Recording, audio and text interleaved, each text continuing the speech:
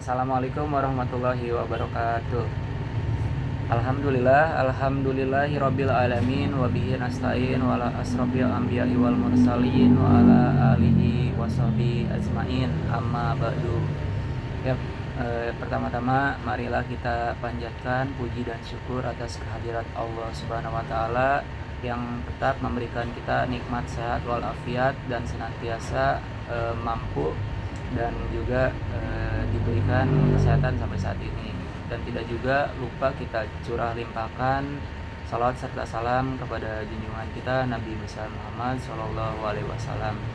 Baik, pada kesempatan kali ini dan juga maksud dari adanya pembuatan video ini, dengan maksud juga video ini dibuat untuk menyelesaikan tugas UAS filsafat ilmu, yang sebagaimana tugas ini adalah sebuah tugas individu, di mana tugas ini berupa menganalisa, membahas, dan memberikan tanggapan ataupun respon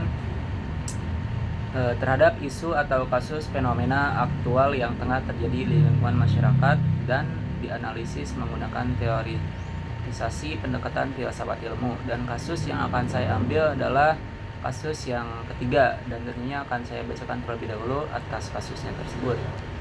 Jadi kasus ketiga itu adalah di sebuah sekolah menengah di sebuah kota kecil muncul sebuah kontroversi yang memicu perdebatan hangat antara pengajaran sains dan kepercayaan agama. Sekolah ini mengajarkan teori evolusi dalam kurikulum biologi, menjelaskan bagaimana spesies berevolusi melalui proses seleksi alam. Namun beberapa orang tua merasa bahwa narasi penciptaan dari kitab suci juga harus diajarkan sebagai alternatif, karena mereka percaya bahwa ajaran agama juga perlu diintegrasikan dalam pendidikan anak-anak mereka.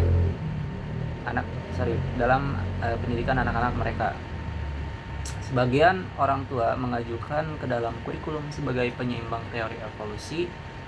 Mereka berpendapat bahwa anak-anak perlu memahami adanya dua sudut pandang yang berbeda mengenai asal-usul kehidupan yang diadakan oleh dewan sekolah. Perdebatan semakin intens. Beberapa guru juga mendukung pengajaran sains secara eksklusif, sementara sebagian yang lain berusaha untuk memberikan ruang bagi keyakinan agama dalam proses pendidikan. Untuk pertanyaannya, bagaimana filsafat ilmu dapat digunakan untuk menilai konflik antara sains dan agama dalam konteks pendidikan? Apa yang seharusnya menjadi pendekatan yang lebih inklusif? Baik,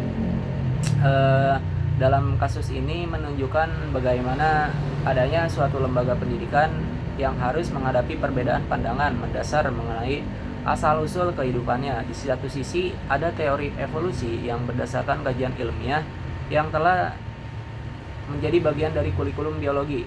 Teori ini juga dapat menjelaskan bahwa makhluk hidup berevolusi secara bertahap melalui proses seleksi alam. Sementara di sisi lain ada sebagian orang tua dan komunitas agama yang meyakini adanya narasi penciptaan berdasarkan kitab suci. Jadi mereka merasa bahwa hanya mengajarkan evolusi seakan-akan mengabaikan iman yang menjadi pegangan hidup mereka. Dari sudut pandang filsafat ilmu juga, konflik ini dapat dipahami melalui tiga aspek utama. Ada epistemologi, ontologi, dan aksiologi. Jadi pertama yang akan saya soroti dalam aspek epistemologi terlebih dahulu. Jadi kita membahas bagaimana pengetahuan diperoleh dan apa yang membuatnya dianggap benar. Teori evolusi adalah hasil dari metode ilmiah melalui observasi, pengumpulan data, fosil, eksperimen genetika, dan pengujian hipotesis yang dilakukan berulang kali. Pengetahuan ilmiah bersifat terbuka untuk dikritik dan perlu direvisi apabila ditemukan bukti yang baru. Sebaliknya, narasi penciptaan dalam agama didasarkan pada wahyu dan kepercayaan yang sifatnya transenden, bukan hasil dari observasi empiris. Disinilah mungkin letak perbedaan epistemologinya. Sains bertumpu pada rasionalitas dan verifikasi, sedangkan iman berstandar pada otoritas kitab suci dan juga keyakinan. Jadi yang kedua dari aspek ontologinya, Berkaitan dengan hakikat realitas, dalam teori evolusi, realitas kehidupan dipahami sebagai hasil proses panjang yang bersifat alami dan materialistik yang sama. Semua makhluk hidup dianggap menjadi leluhur bersama, kemudian berkembang menjadi satu spesies. Sedangkan dalam kepercayaan agama, realitas kehidupan sering diyakini sebagai ciptaan Tuhan yang diciptakan secara langsung dalam bentuk yang sudah sempurna. Nah, jadi ontologi ini adalah kedua pandangan yang sangat berbeda. Yang satu melihat asal-usulnya kehidupan sebagai proses evolusi, dan yang lainnya melihatnya hanya sebagai tindakan ilahi. Oke, yang ketiga dari aspek aksiologinya yang menyangkut nilai, etika dan tanggung jawab sosial dalam pengajaran. Nah, disinilah muncul dilema besar bagi sekolah. Apakah kurikulum biologi hanya boleh mengajarkan teori evolusi sesuai standar sains modern, atau perlu juga membuka ruang bagi narasi iman supaya tidak mendiskriminasi keyakinan tertentu? Nah, dalam konteks pendidikan publik yang multikultural, aksiologi filsafat ilmu juga mengajarkan kita pentingnya menghargai keberagaman perspektif sambil tetap mempertahankan integritas akademik. Mengajarkan sains tidak berarti merendahkan iman, tetapi justru menunjukkan bahwa manusia memiliki banyak cara untuk menghadapi dunia. Nah, jadi atas ketiga pembahasan tadi, menurut saya pendekatan yang lebih inklusif adalah dengan menegaskan bahwa teori evolusi diajarkan sebagai kerangka ilmiah yang telah diakui secara internasional dalam biologi, sedangkan narasi agama dihormati sebagai keyakinan pribadi yang juga penting dalam kehidupan banyak orang.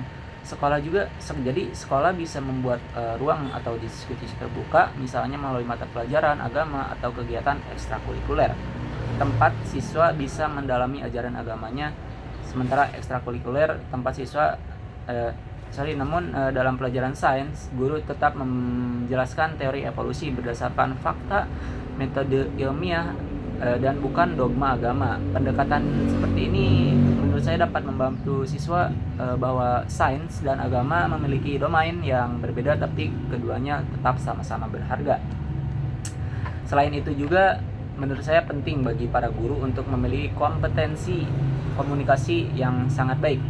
Mereka perlu menjelaskan kepada orang tua dan juga kepada masyarakat bahwasannya tujuan pendidikan itu bukan hanya untuk menggantikan iman seseorang, tapi melainkan untuk memberikan suatu wawasan tentang berbagai cara manusia mencari suatu kebenarannya. Hal ini sejalan dengan nilai-nilai filsafat ilmu yang menekankan keterbukaan berpikir, kerendahan hati, intelektual, dan juga sikap yang kritis.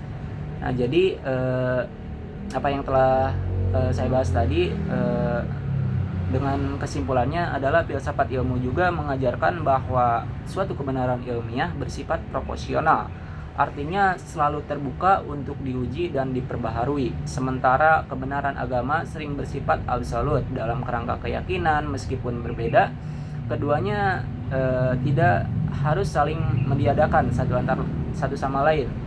Jadi pendidikan bisa menjadi ruang untuk saling memahami, bukan saling menegasikan, dengan dialog yang sehat dan saling menghormati. Sekolah juga dapat membantu peserta didik untuk tumbuh menjadi pribadi yang ilmiah sekaligus beriman. Jadi itu yang bisa saya bahas atau saya analisa.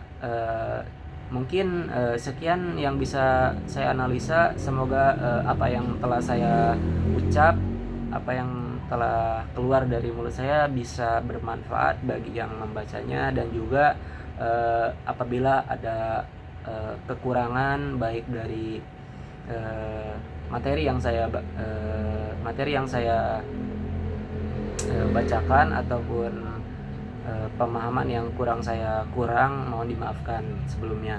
Dan mungkin cukup, dan saya undur diri. Wabillahi taufiq wal hidayah. Wassalamualaikum warahmatullahi wabarakatuh. Terima kasih.